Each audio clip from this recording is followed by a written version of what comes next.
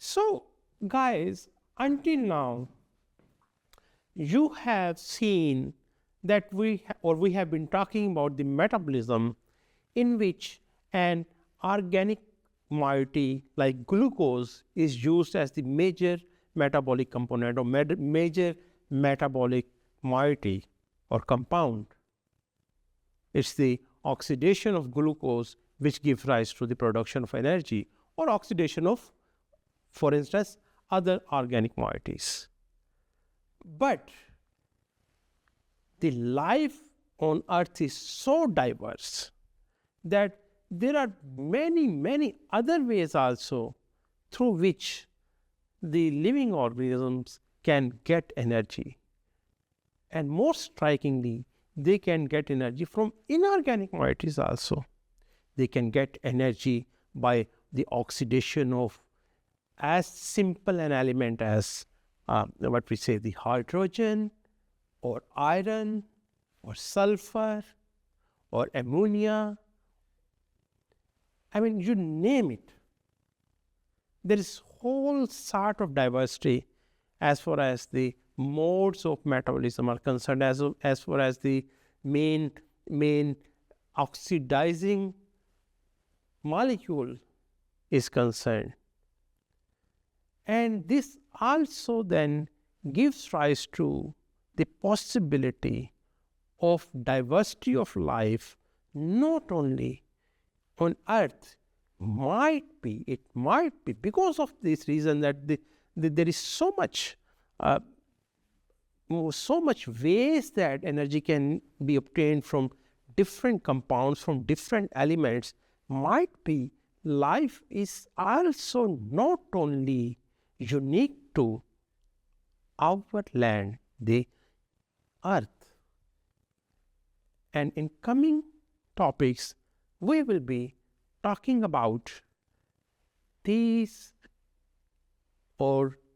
diversity and how different living organisms are using these molecules, these inorganic moieties to get the energy. And finally, we will talk about a very hot topic which is still in its infancy, but still, I mean, in last, I must say, 5 to 6 years, we have seen some revolution in our understanding of the living system, of the planetary system. New planets are being discovered, and it also then force us to think about the possibility of life on those planets. We will talk about this also in the coming lectures. So, as we discussed, the chemolithotrophy is a process in which the living organisms make use of the inorganic moieties. They oxidize those inorganic moieties to get the energy. It is in contrast to us. I mean, in human beings, for instance, we make use of the organic moieties like glucose, but there are, I mean, all sorts of living organisms, specifically the microbes actually, which have the ability to make use of the inorganic compounds or inorganic elements, and we will see it in detail that how these inorganic moieties are used. Then energy source in these living organisms which are chemolithotrophs, which we say chemolithotroph because they are involved in the process of chemolithotrophy. In them the inorganic compounds are reduced, giving rise to the electron chain. I mean, they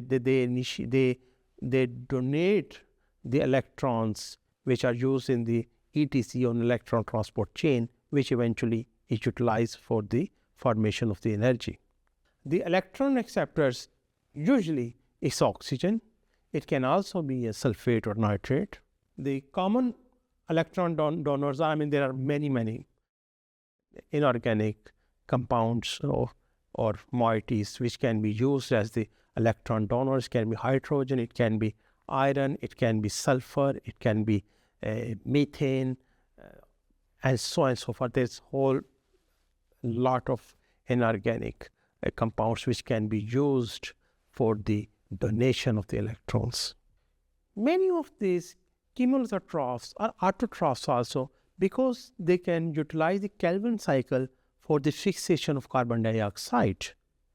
They can also at the same time function as the heterotrophs by making use of the organic moieties to get their energy.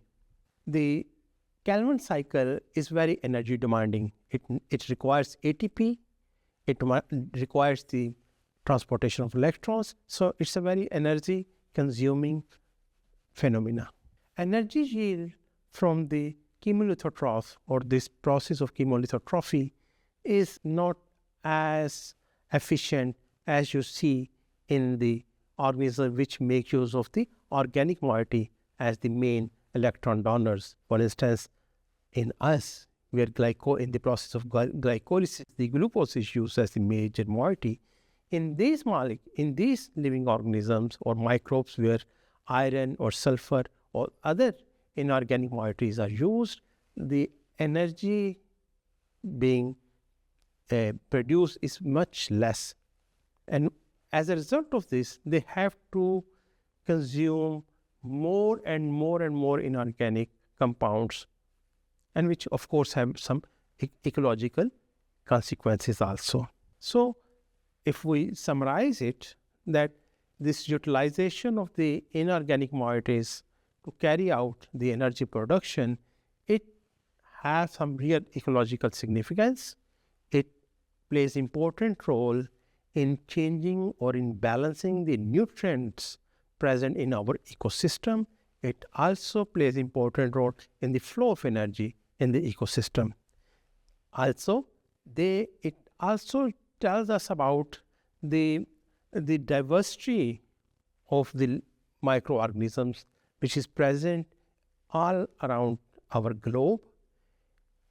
Certain microorganisms are unique to certain ecosystems, and as a result of this, we can say that there are different ecological boundaries which are defined by these living organisms or these microbes because of their unique and specific way of getting the energy through the oxidation of the inorganic moieties which they are utilizing.